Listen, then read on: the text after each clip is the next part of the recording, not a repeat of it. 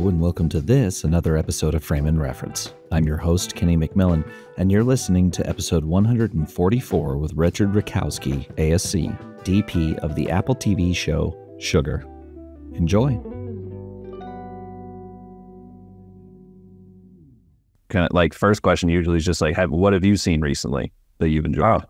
We went to a film noir retrospective at a cinema near where I grew up, and we saw Scandal Sheet, and then we saw The Big Heat.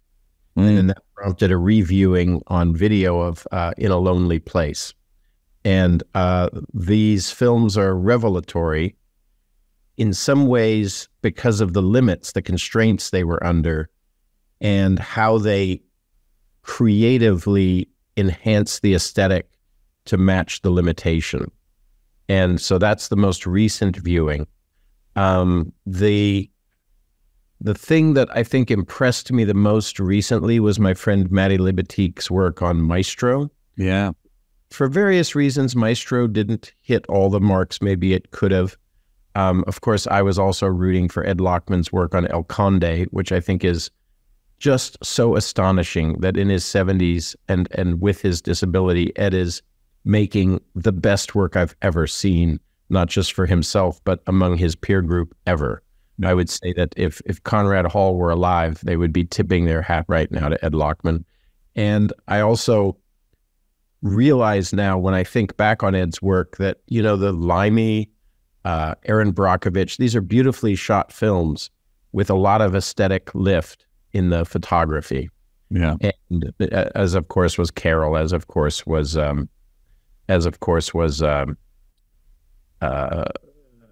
one with Julianne Moore, Far From Heaven.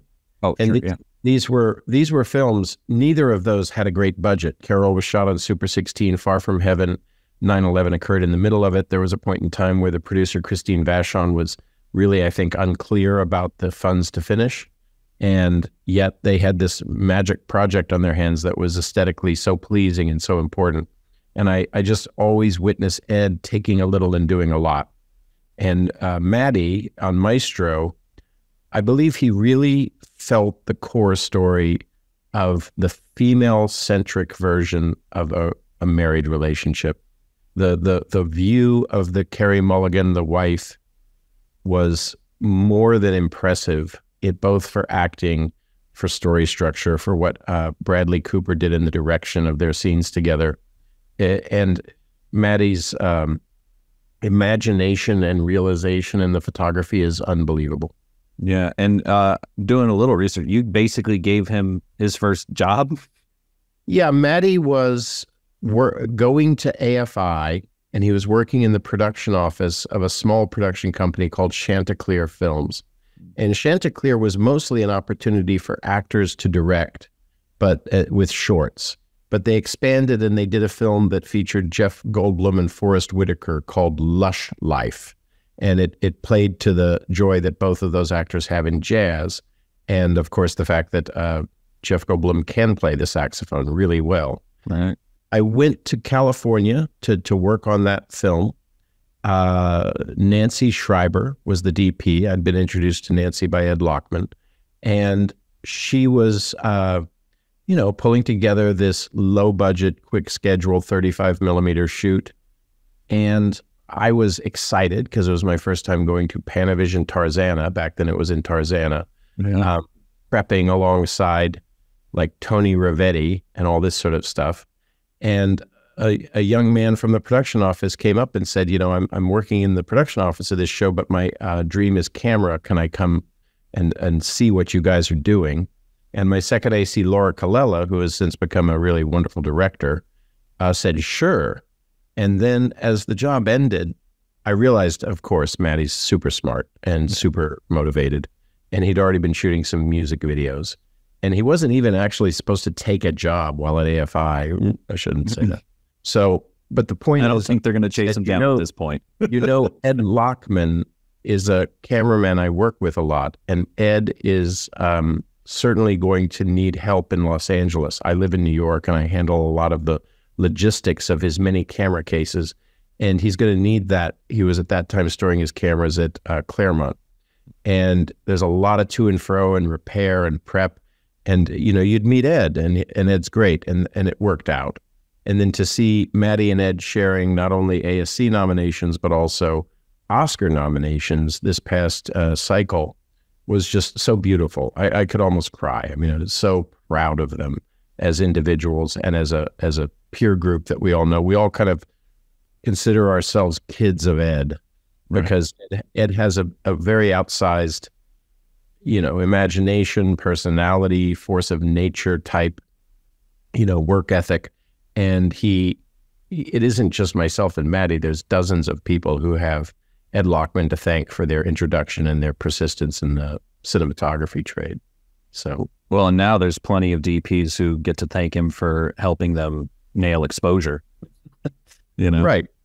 The EL system, yeah. Yeah, it's way better than that. Well, it's funny because that's how I got in. I got into filmmaking by learning shooting film first, and then like photography, and then 16 millimeter, and having to the Ansel Adams zone system, just buried into my head. It took probably 7 different people explaining it to me before it finally made sense. Did you read The Camera, the Negative, and the... I couldn't afford them.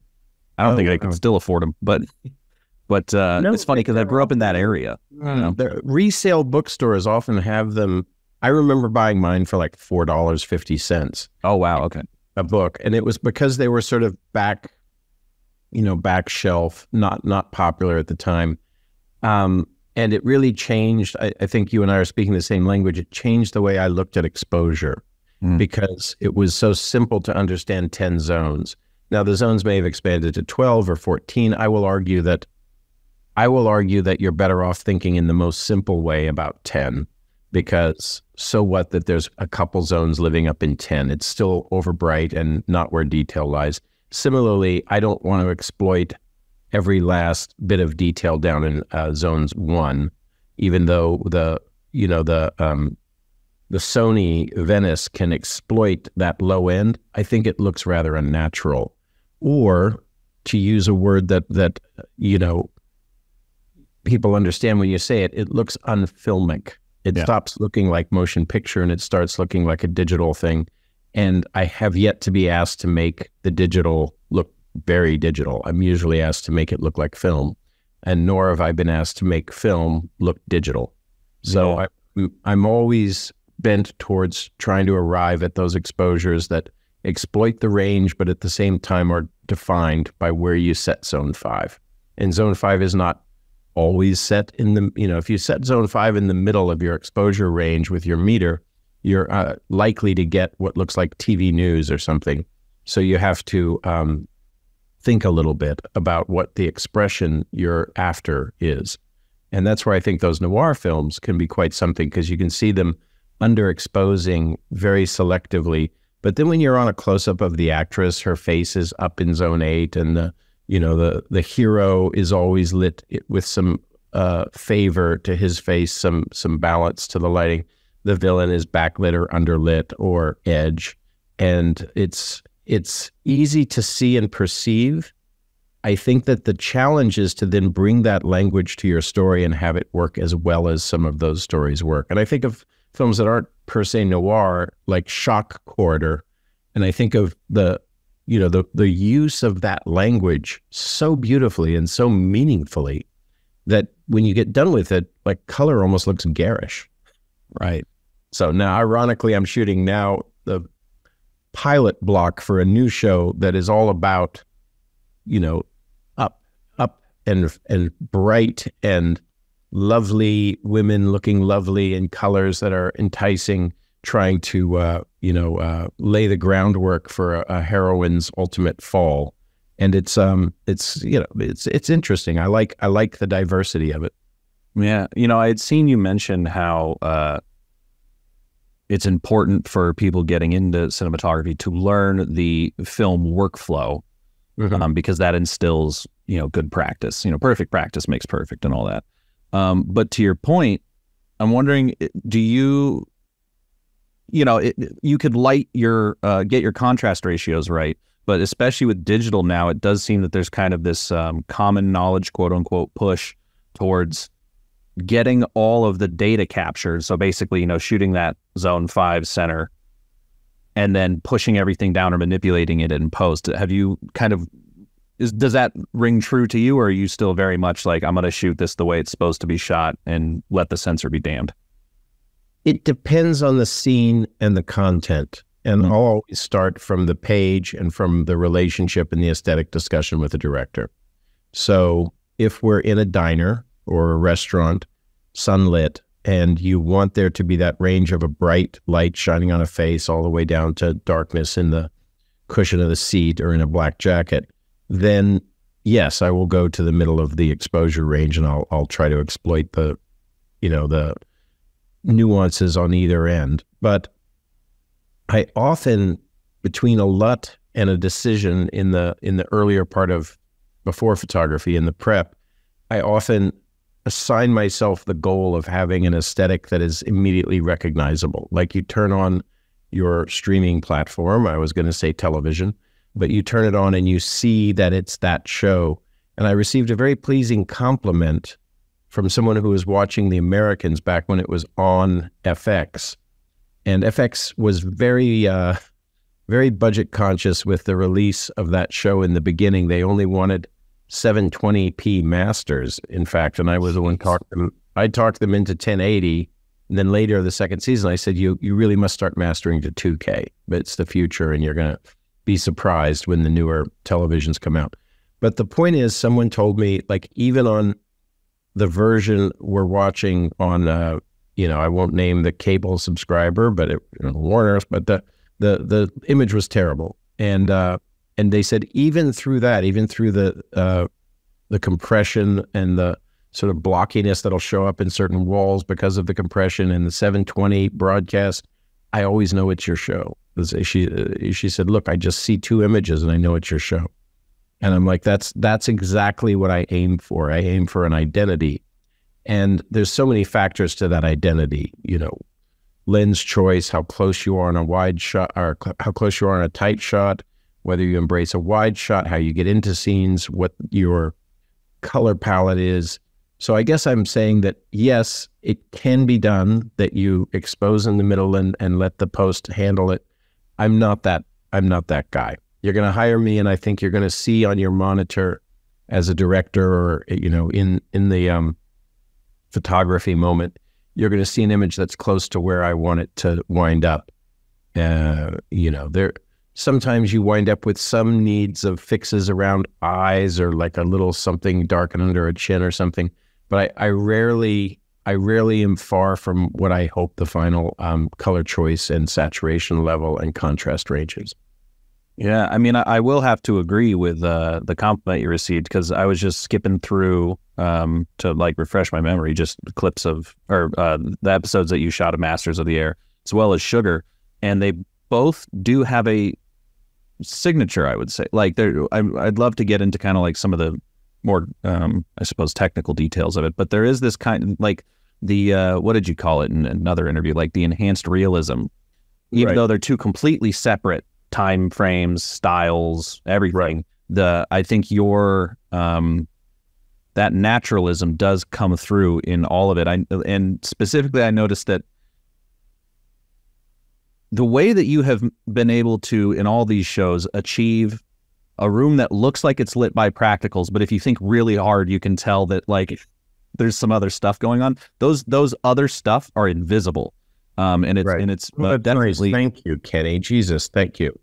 It's a very impressive feat, because usually, as DPs, we're always like, there it is. There. I've even trained my girlfriend. She's like, hey, look, a Stereotube. I'm like, yeah, you got it. Like, look, I use gear like anyone else. I just have a singular focus on it not overwhelming the content of the moment on screen, or treating the actor like a model full time. And then, a big influence was Robbie Mueller.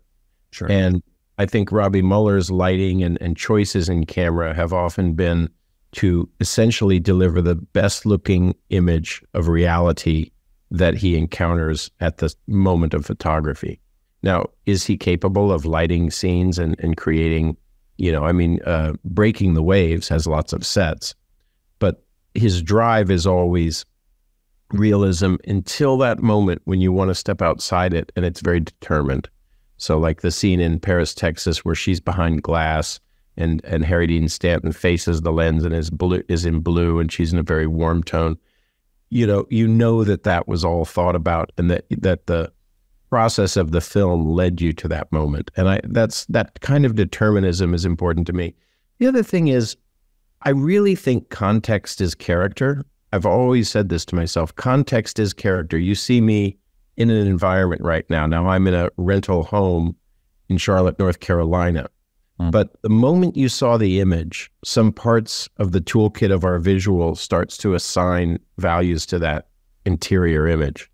And it's the same thing with following characters in motion picture or television, or what we call television is now streaming cinema. If I take you on a voyage in a single shot through a large crowd, but I'm not on a wide shot, but I've moved the camera consistently with an actor I want you to pay attention to, you know it's a big space. You start to piece it together in your brain, and then we cut out to the wide shot. I mean, if they'll follow what I hope they will, then you cut out to the wide shot, and your brain has already been building the architecture of that room, and you feel a sense of involvement because you were given all that information. And now the context is clear and something about the character is more clear. Similarly, how many times have we seen people get into a taxi cab and the cab drives off, and that's part of the cinema story? Although now they're just going to sit on couches in automatic driving cars, which I hate. But like, think of the end of Michael Clayton and how, they're very brilliant. Ellsworth did this. It's very brilliant. Like a static shot in which he just asks the cab to start driving, and Midtown Manhattan, where all of this drama that he's embedded and discovered and created plays out through the rear windscreen, and we do not need a cut, nor do we have to do a drive-by. We don't pan the car. There's no need. The context is in his character. His face and the road have a weight at that moment. So that's highfalutin, but it is where I process visually how to make choices about shot selection, and also how to talk to even the directors at the very beginning about where will we draw certain moments into the wide frame, into the act curtain that gives everybody 13 seconds, maybe 8, to reflect on what they've just watched, where we're at, and then build a little anticipation of where we're going. And I think that the most dramatic example of that, and a good one, although there are many examples of that and they're all wonderful, is in The Manchurian Candidate, when the flag fills the frame, black and white, and the flag draws up and you see the stage space where there's going to be a nominating convention, and you realize that Raymond Harvey's character is there to assassinate someone. Yeah, it's when you are picturing a scene, when you're reading the script, do you think of like kind of in and out points?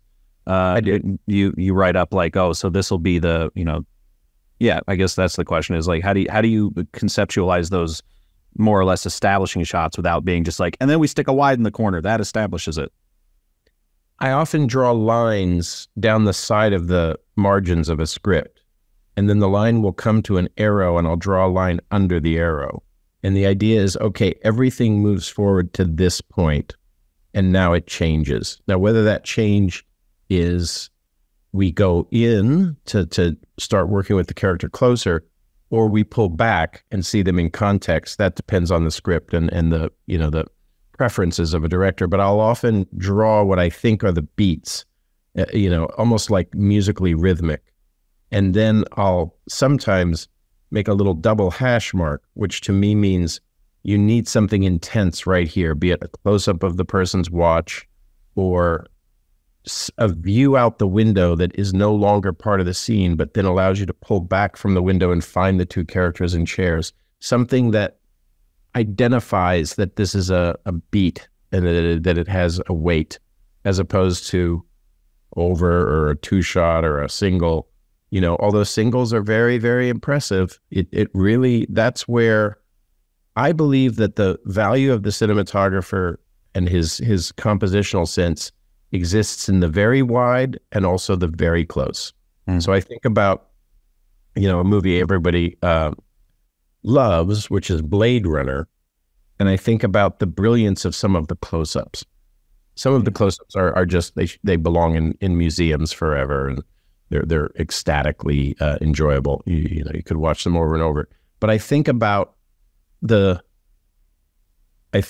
work done to make sure that close-up was earned and had the weight it needs to have. And sometimes it's a push-up, or sometimes the character themselves comes to the foreground in a way that you've worked with now the actor and the staging, and you've allowed them to create their own close-up. This happens in Eastern Promises.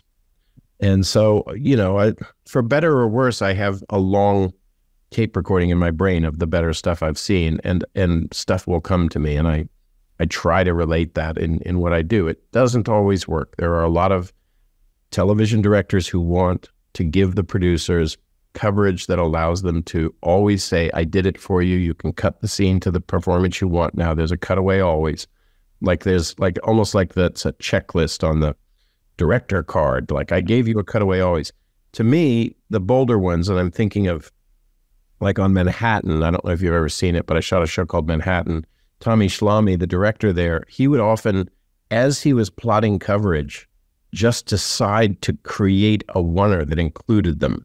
Or he would say, I don't need that anymore, because look what happened during the long take. She showed up over his shoulder and he stayed looking at the camera. We have both their close-ups right now, that kind of thing. Yeah. So when you're marking up these scripts, are you thinking compositionally yet, or is it purely just these lines are indicating emotions and kind of flow? Pace and flow. I do, of course, start to draw sometimes unnecessary composition, but composition to me is something that you should work out in the prep period of a project. You should talk about how the framing is going to affect style or the perception of style. And there are a lot of cameramen and women who use devices that they think, oh, this is very modern of me, but it actually goes back to the 1920s. Lots of headroom, see those a lot in interviews. The big world, things that really the still photographer Rutkowski and Eisenstein all did, but they think, oh, this is very modern. And then slowly a show will usually fade back towards more traditional things. I'm always interested in doing an unusual composition, especially if the shot can have a kind of A and a B side to it. So it's like you come into a frame, you think that's it, but then something changes. Maybe after 20 or 30 seconds, the camera starts to move, and that's there's a Polish cinematographer, very famous, who does that, and it's really special. They did it in the movie Ida. But in any case, suddenly the camera's moving, and you're like, wow, I hadn't even thought about it, but now we're in motion, So my general goal is to identify a stylistic choice in the beginning, in prep, that will be unique and also be hopefully adhered to and consistent throughout the photography. Because as soon as you start to kind of step away from that adherence, in general, the show tends to then start looking like other shows. Yeah. Well, and, when specifically with Masters of the Air and Sugar, you are not the full, on the Americans, you shot everything. But I shot for 3 seasons, all but 1 episode. So it just became a natural outgrowth of my own relationship to the material and the actors. Here on Masters, Adam Arkapaw, who's a very, very good DP and would be far better to talk to regarding this show, although I was happy to collaborate with him and do our part.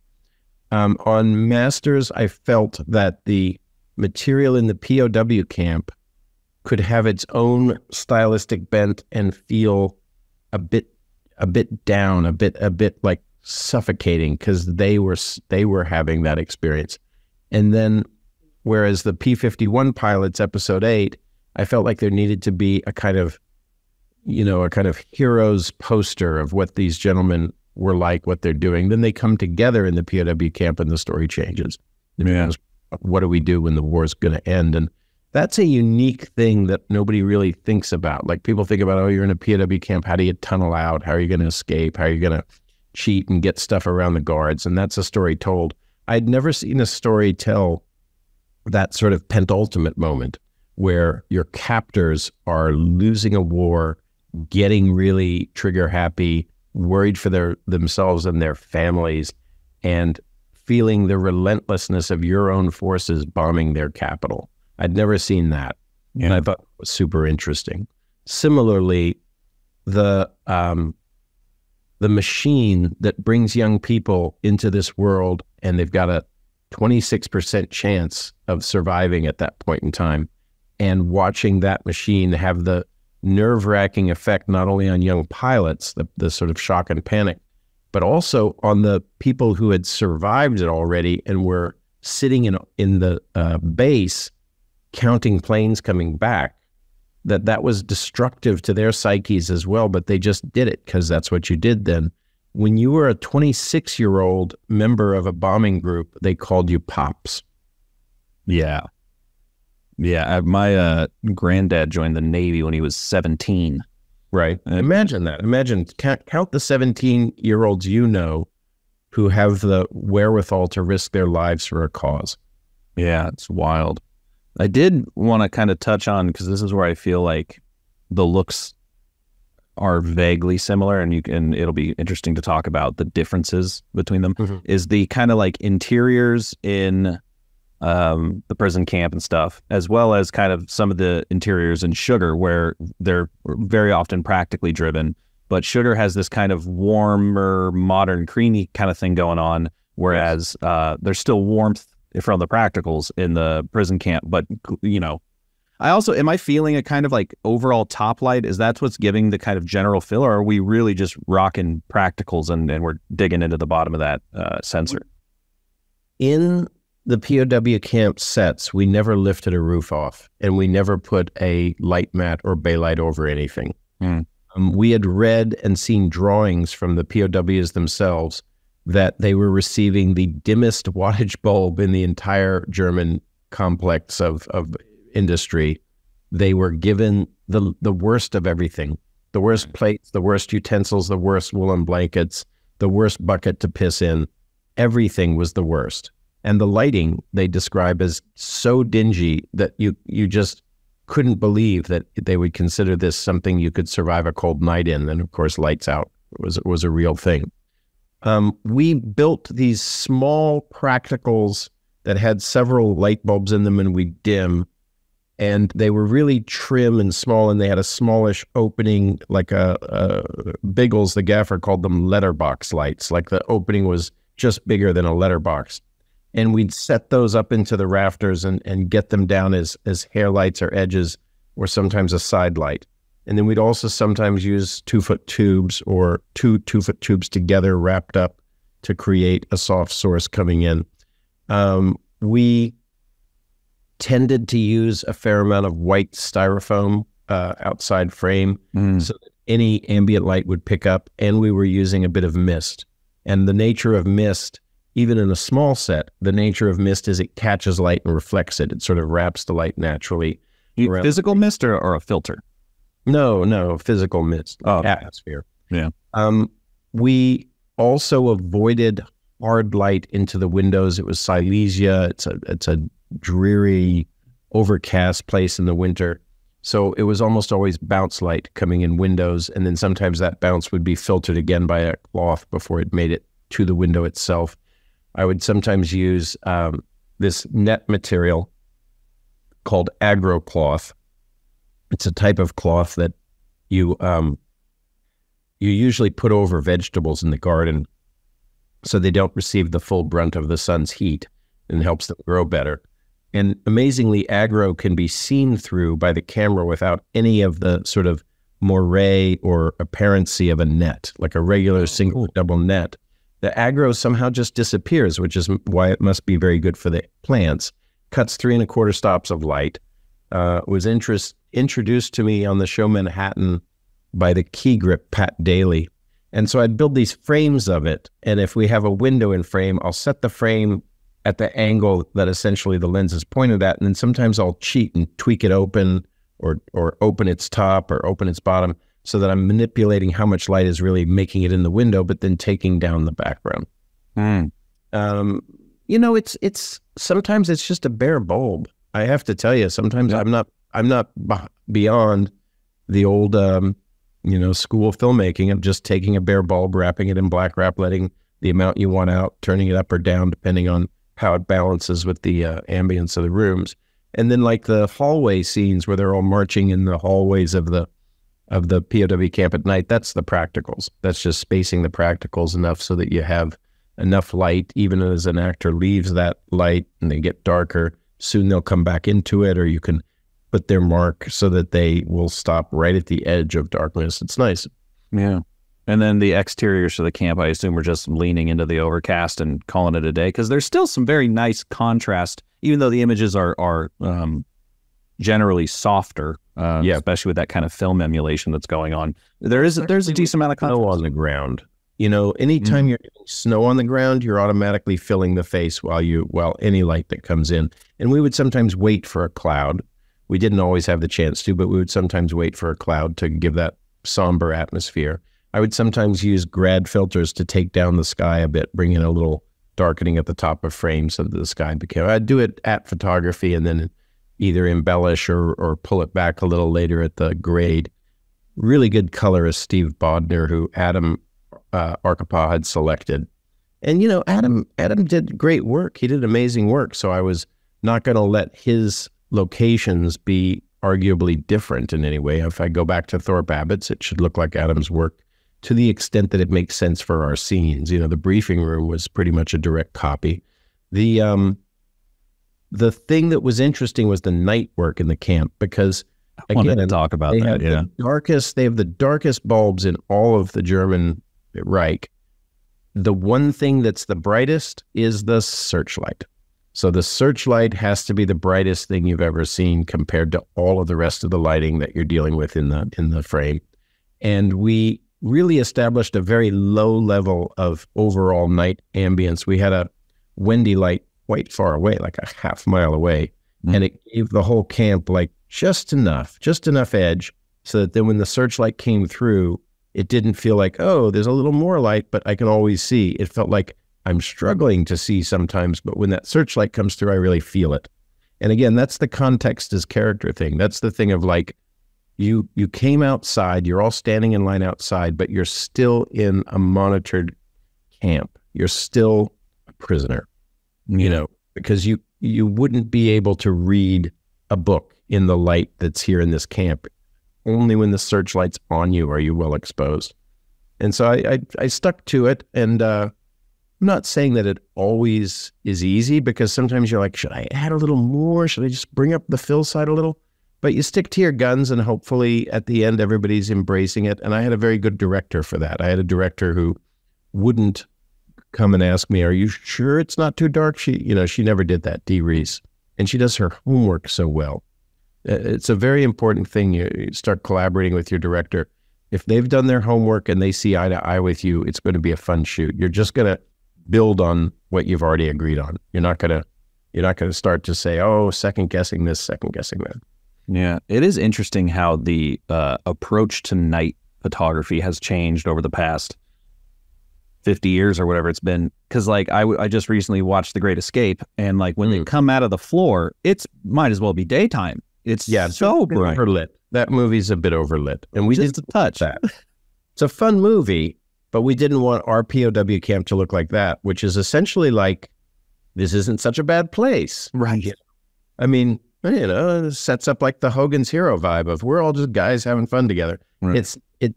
We really needed to express that this was a mortally terrifying and human humiliation to be stuck for 10, 12, 18 months in these conditions. And how do you come back and participate in a free society?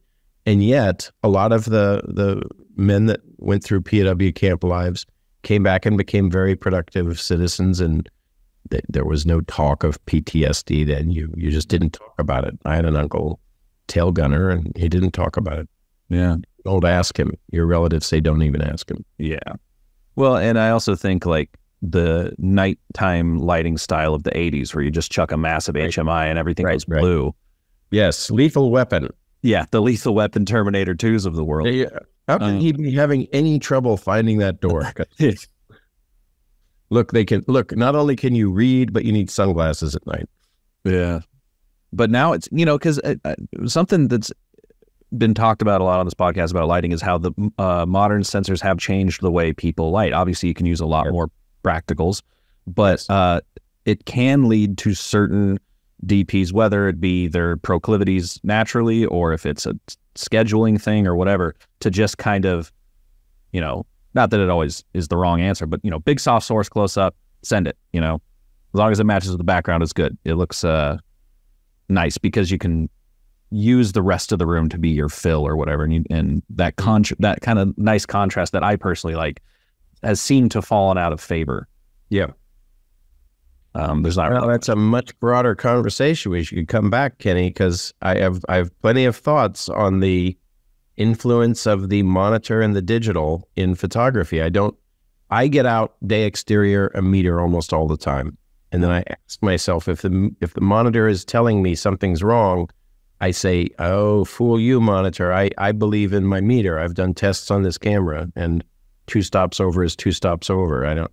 If you're showing me an image on the monitor and my eyes are all burned by the sun and I start saying, oh, I got to open up and open up, next thing you know, I've overexposed a scene. And similarly and worse for starting out DPs at night, if your director comes up to you and says, it looks very bright, you really need to show them false color and you really need to put the waveform up, because if you don't have anything over 10 on your waveform, it's not bright. Right. It's not bright at all. And usually a lot of night scenes, we don't even get to 20 or 25 on the IREs. And I feel like that part of it is misunderstood because it just seems such a, plus sometimes the monitors have been set up for a different environment and now you're looking at them and you're in a hurry and you're like, boy, it is kind of bright. But no, your eyes have gotten used to night. The monitor might be a little jacked or a little too contrasty. Trust the curve, trust the, get out there and meter it. If it says your fill is 4 stops under, trust the meter. It is 4 stops under, and you might want to have some of that back later. Yeah. Yeah, because building in that contrast in lighting is not something that can easily be done in post. It can, but then it looks very artificial. In the shadows. And nowadays, many of the screens, right now we're on Zoom, and there's a black border at the top of my screen. So I can go manipulating my brightness. Hold on. Hold on. Hi, you can hear me now, right? Oh, yeah. So if I go manipulating my brightness until I see a black, it kind of really starts telling me where the true brightness of this is. Yeah. If I leave my screen brightness way up, I don't know that black is milky. I haven't perceived it, but that's getting milky, Yeah. So I don't know. The more you do it, the more you start to understand what to trust and how to trust it, and what your job is, which is you're the stopgap on whether things are exposed in a way that's going to hurt people later. Yeah. Getting into Sugar, I kind of wanted to know because the main character is so film focused.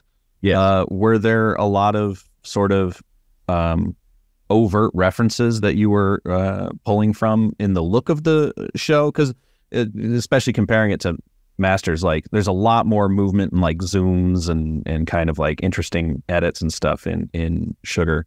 Obviously it looks a little more modern, like I said, kind of warm and creamy, but like were there any films that you kind of used, or was it its own? Well, it was the pilot director's own film, Children of God. City of God? City of God, sorry. It was Fernando Moraes' own film, City of God, which is, I'm sure, why he and Cesar were brought to the States. Cesar had not joined the union, so there was some issues to get him set up to work in Los Angeles and a work permit and all that. Sweetest, most interesting guy, most bold filmmaker, really fun to get to know. And some of their stuff is way out there, using iPhones and multiple hidden cameras, being very experimental with a Hollywood product. And you either like it or you don't. There are some times when it seems a little unsettled, but there are some times when it hits home really well. The basic idea was like you're making a self-referential noir story about a private investigator with a secret, with a deep secret, and also with a mysterious mindset. And you want it to both reference films like L.A. Confidential, we share the villain, and The Long Goodbye, or I'm trying to think of another color noir, but LA based, super LA based stuff. And then you also want it to break away a little bit. And the interesting thing in Sugar for me, and Adam Arkin, who was the director, was that sometimes if the acting was hitting its marks and involving the audience well, they wound up not editing all those jump cuts in. But sometimes the jump cuts are fun. They're just fun. You see a shot from an older noir film and you realize that there's that almost, modern, media savvy, internet connected sensitivity to all those things that are flowing through your brain when you watch anything. When I watch sports or when I watch footage from the Middle East, and inevitably stories start meshing in the part that processes them. Stories start meshing, and if you can visually represent that, that's pretty cool. But we found that sometimes like scenes like when Sugar goes to the film screening of the Lorraine Everly or whatever, and we went to a Warner's theater and started doing shots in the lobby and walking in. You don't need to cut away to things. You just pace it to the drama. And also, let's be honest, he's a fantastic actor and he holds the screen incredibly well. Like anytime you're on him, you want to know what he's thinking, what he's going to say next. It's an enormous gift to have that on camera with you. And he helped the story in many ways as a producer, and sometimes even like having editorial and writing suggestions. But the main job he did, which was done incredibly, is being a gifted leading man. So I think about even the scene at the beginning of, which episode, Richard? I think it's the beginning of 3, where he's at a doctor's office. Yeah. And he's trying to explain to his friend, the doctor Vickers, that he's fine. Don't worry, I'm fine. Ruby was worried about me, but I'm here. I'm fine. He carried that just so beautifully well as like just a casual scene in an otherwise bland room that you kind of keep leaning in for more information. And then he's struggling with, can he tie his tie? And then you realize this was the payoff of the scene, including its reference to the thing and everything like that. Yeah. I did want to know about that doctor scene, because I like asking DPs about this, because it's the situation that I think younger filmmakers constantly find themselves in, which is, I'm in a boring room. Right. But that boring room does not look boring in your shot. It still has some interest to it. What was the lighting setup there? How do you avoid, when you're handed a boring room, what do you try to do to class it up a bit? Start by turning stuff off. Yeah. Start by turning off overhead lights. Start by taking light off the walls. Start by collecting the focus of your lighting at the characters. Set a key and determine if that key is the key you want. Set a fill level that you agree with. Match it on other shots within the room. Try to avoid things that are text-based in the background, because text often stands out to the eye and takes your eye off the character. Try and get rid of the super shiny tops of cotton balls or something like that, cotton ball container. And I usually just am putting either a little Kino bounce or maybe a Kino Flow Direct with a bit of opal, or if I need 250, or sometimes I'll just strand a light in the ceiling and bring it as a little, I wouldn't call it wrap, but it's just a little embellishment so that you're shaping the character's face for the scene. And then sometimes you have to allow for more freedom. When you need to allow for more freedom, a person's going to walk you 180 around a room. In general, you're winding up having to collect the light on one side and live with that, or you'll collect the light overhead. And these LCDs, these little egg crates that you can put onto things now, including the light mats or the tubes, are super important, because it's not just casting a light, it's also containing a light. And and then, like I've said before, styrofoam bounce. So if I'm seeing a character getting a little shadowy here, and it's important that at that moment that they're best photographed, I'll find ways of sneaking in the soft silver side or the white side of the polyboard, and I'll even like lay it down on a table they're in front of or something like that, so that they get that little bit of uplift. And it doesn't so much change the overall lighting scheme. You haven't changed where the fill is or the key. What it does is clean up a little. Yeah. Well, it's how do you, if that bounce is a little too hot and you can't move it back, or is there anything you can do to bring it cover down? half of it with Duvetine? No, fair enough. I call it white schmata or black schmata. They're always now these days leaving it in an egg crate right near the monitors, because I'll always look at it and I'll say, okay, let's hang a little white schmata right over here. Mm. And what about the kind of like office interiors of Sugar? Because a lot of those, again, look great. Even the apartments, the whole thing looks great, man. But well, I'll tell you what, the best thing about Ruby's house and her office where she works at her computers is that hanging just to the left as you look at the computers with her is my wife's artwork, Betsy Kenyon's artwork. And there are these abstractions from a series called Contact. And I just was so thrilled because I was showing the production designer, Tom Foden, some of my wife's work. He's like, he has a British accent. He's like, oh, that's interesting. I should show these to the decorator. And next thing you know, they're in the show. That was a set. It was a nice set done by Tom. Beautiful, classic Hollywood set. I love the greens. Like Thank you. Walls. Oh, that's great. Oh, that's great. We talk about all that. We talk about color palette. The main thing we needed to do there was sell the connection to the outside, because there's a house in Altadena that we matched.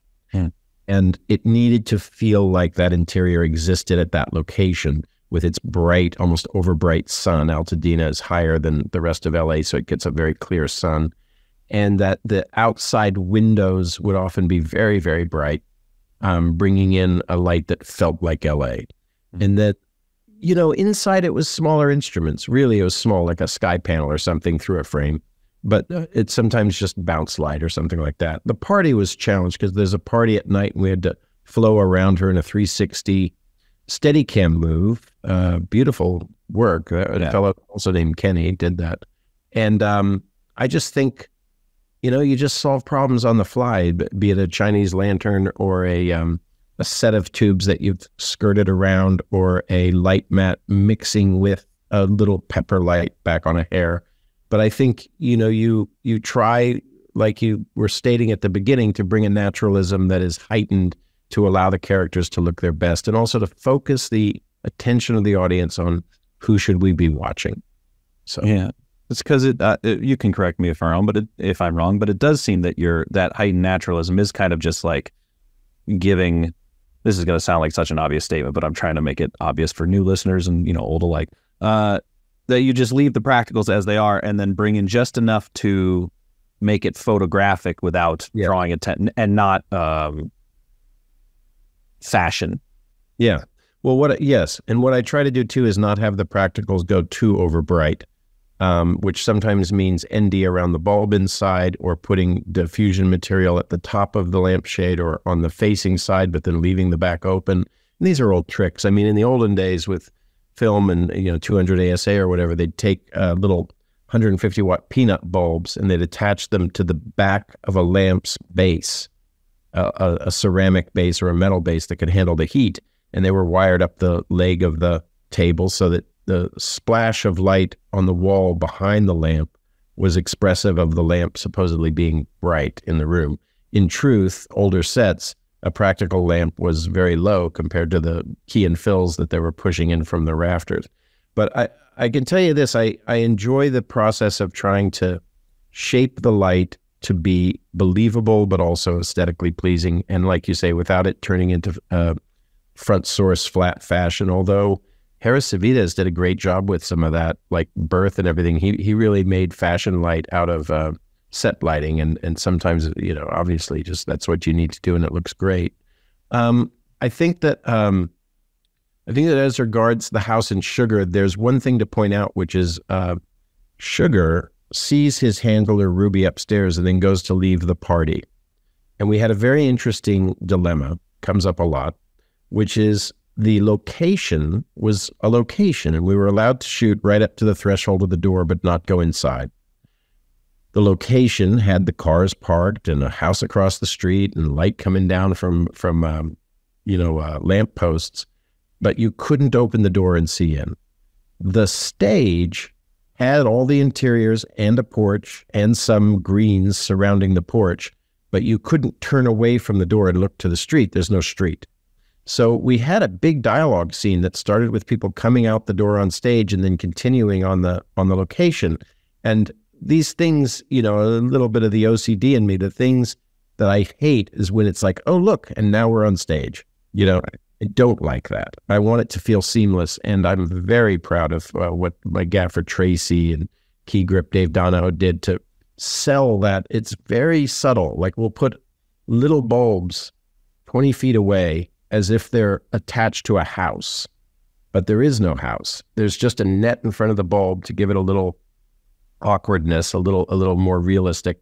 And then there's some greens in the foreground of that. And you look at it and I'm telling you, you just don't know. Are we on the location or are we on the stage? A lot of that conversation took place on the stage.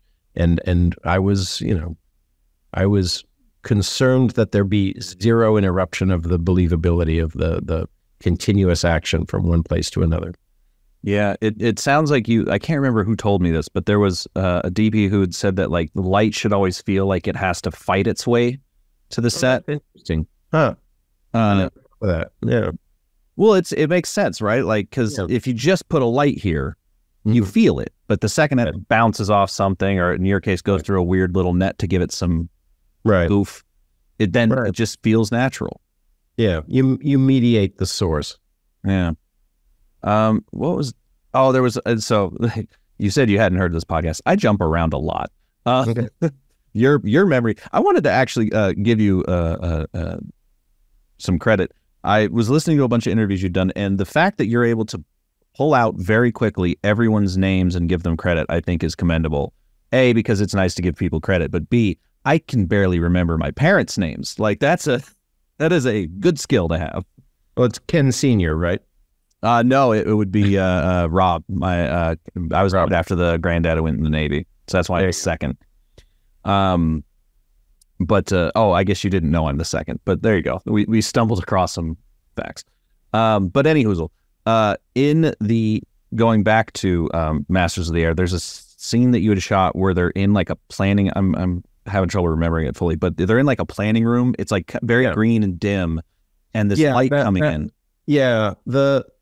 Are you talking about the briefing room before they go flying? Yes. They all get told where their destinations are? Yeah. I was wondering if you can walk me through that lighting setup, because it's fantastic. Oh, you're so sweet. Thank you. Well, here's the reality, which isn't perfectly explained by the lighting or the situation. These briefings were at the crack of dawn. So if it's June, the crack of dawn is 5:30 in the morning in London, or 5:45. And they were taking their briefings while the earliest, coolest light of the day is coming in, arguably before a full sunrise. And the briefing room, like every room in an air base during World War II, would have heavy curtains to allow them to black out their base. Essentially, they want to black out the evidence of that base from enemy bombers or fighters. So you notice when you're in the officers club, blacked out windows, no view, no chance that the light of where you're drinking transfers out to the lawn. And so we just had little amounts of the opening of a window shade or window curtain, and then in comes this cooler source, which mixed very well with the warmer source of their overhead lights, which was what Adam Archipod set up.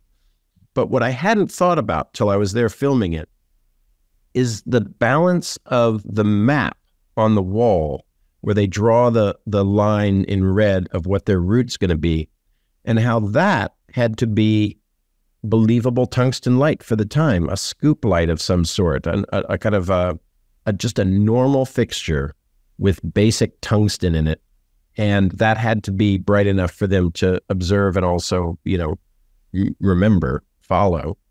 And I liked that we later in the series sort of contrasted that with the Thorpe Abbott's base, that briefing room, with the Ramatelli Air Base in Italy and the Red Tail Flyers, who were based there, the P-51 and P-40 Red Tail Flyers.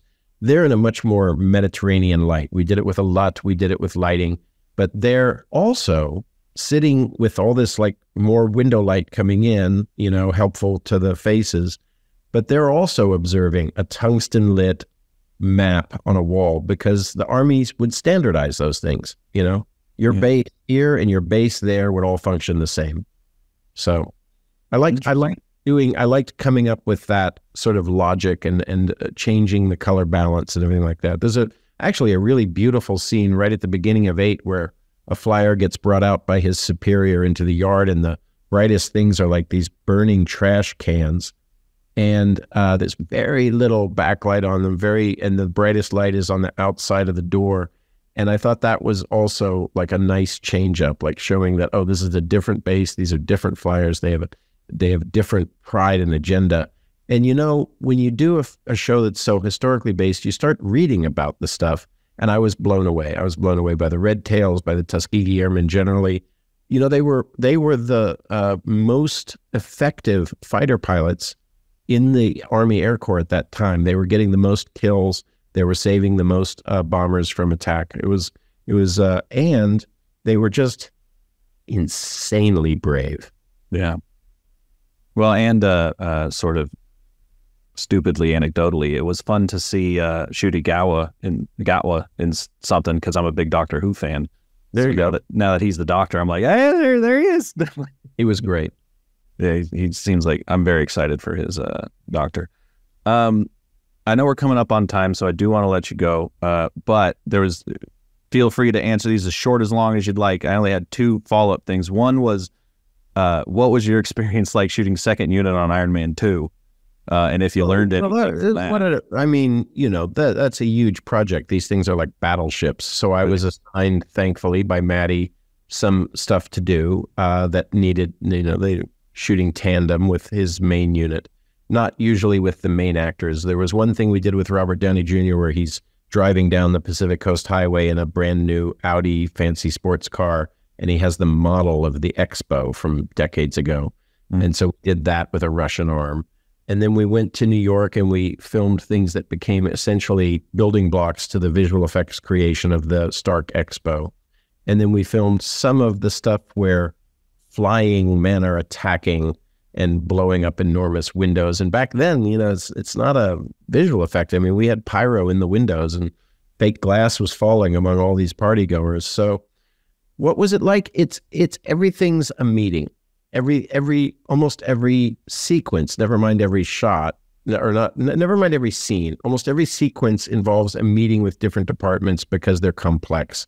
And then you have stunts, and then you have visual effects, and then you have on-set special effects, and then how many cameras do you need? And I just started in film with such modest indie films in New York that for a production manager who just finished like Spider-Man 4 to say, well, you're going to have a Technocrate every day, I was just kind of blown away. I was like, oh, okay, well, I'll sort out to use it then, Yeah. Were those fun? I mean, it's a great aesthetic. Those films have a great aesthetic. Maddie did a beautiful job. Yeah. The reason I did want to ask about that was just because, like you said, most of your films are a little more subdued, let's say. Right. And I was wondering if any lessons you learned from shooting such a big, Marvel wasn't really huge at the time, but it was still pretty big. They were pretty big. Yeah. They were doing a big thing, and they were aware of what their power in the marketplace was. What can I say? I believe the aesthetic lives in the prep, and Maddie showed me his printing lights and he showed me sequences, and we talked about the aesthetic, and it was very clear this is not a comic book show. The colors weren't comic book. It's slightly more tastefully sedate in its color tones, but it's an up show. Yeah. It's an up show. Yeah. Worked on Iron Man 1 also as an operator for some of it. Yeah. I still think Iron Man 1 holds up as one of the best looking films of the Marvel. I mean, they all look pretty good, but that one specifically just has something going on with it. Yeah, he killed it. I mean, what Matty brought was a tasteful sensibility, and he was no stranger to lower exposures, and he wasn't afraid of them. So when you're in the cave and the gentleman, is helping Tony Stark recover, it's a zone that looks so different than when you get to California and Tony Stark's back at his Malibu, lair. It's so different, and that matters. Yeah, really beautiful work. And then the only other thing I'd say is, these films, they don't. At a certain point, you start to wonder, like, well, could I be anyone? Because there's so many decision makings that are just a complete, Lego kit of like, okay, and this has to be in, and that has to be in, and that has to be in, and that has to be in. So you're doing that. But I was, proud and happy to work on it. My gosh. Sure. Final question. I saw you had done one of your first gigs was video portraits. Well, first gigs, that actually comes after I'd been in camera for like 10 years or so. I started in 1989 in a very rough way, and then I got in the union in 90, and then was a second, and then a first, and then operating. So a very traditional, union, ladder to climb. I was always shooting smaller things at the same time. And prior to that, I had worked for years with Robert Wilson, this very, very amazing theater director and artist who is really, one of the great artists of the 20th century. And he certainly changed the impression of what theater or opera could be forever.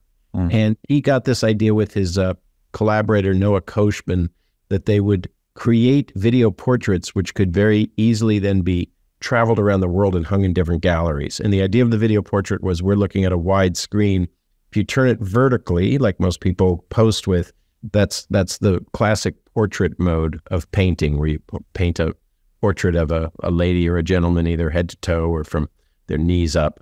And Bob, who's a genius, had this idea of doing both celebrities and animals and people from the normal walks of life and wealthy donors, and create galleries filled with these that it moved very slowly when you watch it, and it loops. So you kind of don't know where it starts and where it ends.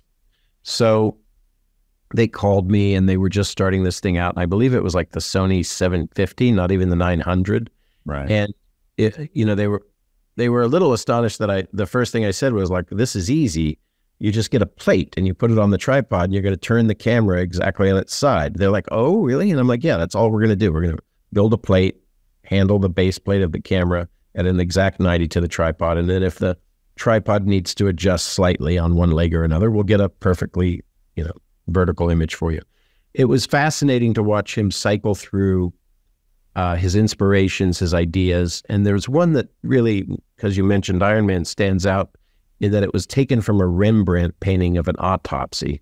And the subject was Robert Downey Jr. Now, this was roughly the year 2002 or 3, somewhere in there.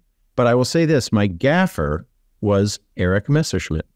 I had worked with Eric on twice. As an electrician. I had worked with Eric as an electrician in the year 2001.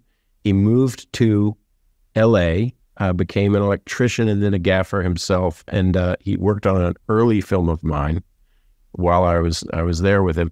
But he came on and gaffed these video portraits, did a great job.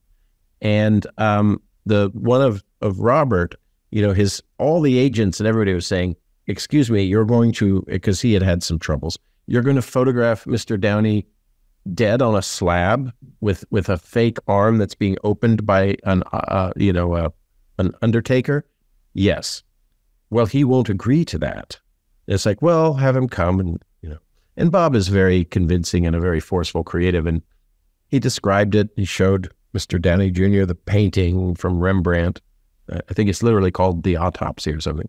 And there was a velvet curtain behind, and a man stood with forceps on this, fake arm. Mr. Downey hid one arm. And it was fantastic. Came out fantastic. And he couldn't have been nicer. He lay there on the slab for hours. He just asked that someone be able to bring him some water or something to drink with a straw. And he was very cheerful. How long were these loops? They ran about 20 minutes.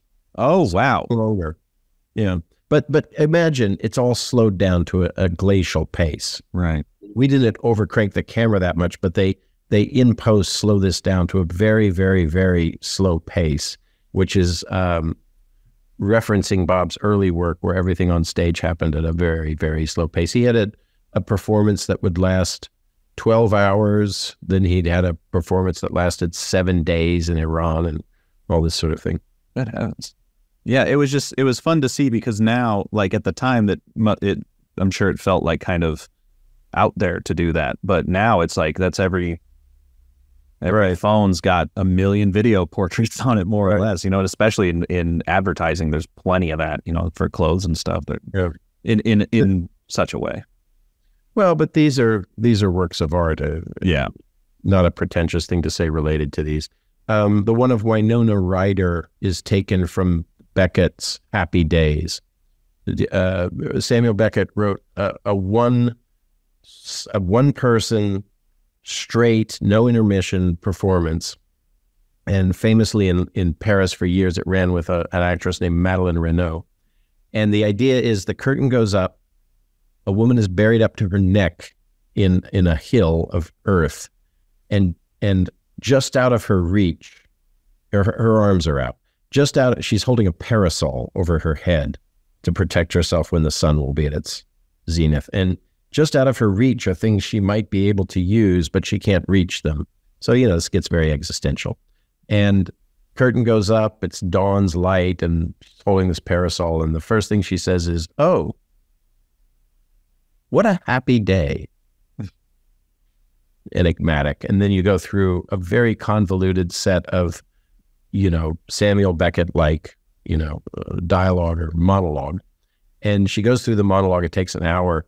And you've seen the sun and the effects of light sort of tell the story of an entire day over the course of the hour. And just as the sun's going down, and once again, darkness is like finding the backdrop and shadows on her face, right before the curtain comes down, she looks back at the audience and says, "Oh, what a happy day."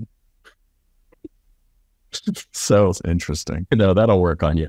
And of course, Winona Ryder had her problems just before that. So the idea that there's a gun, a toothbrush, an open purse, all just out of reach. Yeah. I hope. Is there a record of any of that? Like, is there like the video portraits or anything? Or is there? You can go to Robert Wilson's website and you can look up video portraits. And if you go to my website, seenoevil.net, which is also richardrutkowski.com, under art and doc, you'll see both some stuff with Harmony Korine and some stuff with a wonderful artist named Christopher Knowles when he was quite young, and also a couple of the video portraits. Yeah. Well, and you also have a photography website, right? Which is just your name. Yeah, I guess that's sort of an offshoot. There's Richard Rutkowski stills, but I think that all links if you just go to seenoevil.net, SEE-NO-EVIL.net. Or whatever it's worth. I think people watch the videos once a year or something. So yeah, I mean that's every website, right? Well, thank you so much for spending the hour with me. It's a fascinating conversation, and I'd love to have you back to keep chatting about, especially like we were saying, like just the impact of digital. I think we could fill a whole hour full of. So yeah, whenever you're free and get a chance, love to have you back. If you happen to watch Manhattan, which was on a thing called WGN, a very unfortunate network for it to be on. It belonged on AMC or something like that. WGN stands for World's Greatest Newspapers and was a Chicago-based station devoted in the earlier part of its existence to Blackhawks games or things like that. Sure. So Manhattan would be worth a conversation because there were some really interesting. The pilot was shot by John Lindley, and he shot like another episode, and then I came in, and I have to say, aesthetically, let's just put it this way: you may rethink the massive falling over itself approbation for Oppenheimer. Watch Manhattan first. I wasn't gonna bring it up, but I did see that and go like, damn. But yeah, I'll give that a watch, and then we can go from there. But it did a great job. I know that because he looked right at the color scheme we had and used it. Hell yeah. That'll be a great chat. Yeah, man. Thanks again, and have a great rest of your day. You as well. Take care. Thank you. Bye-bye. Frame and Reference is an Owlbot production. It's produced and edited by me, Kenny McMillan, and distributed by Pro Video Coalition. If you'd like to support the podcast directly, you can go to frameandrefpod.com and follow the link to buy me a coffee. It's always appreciated, and as always, thanks for listening.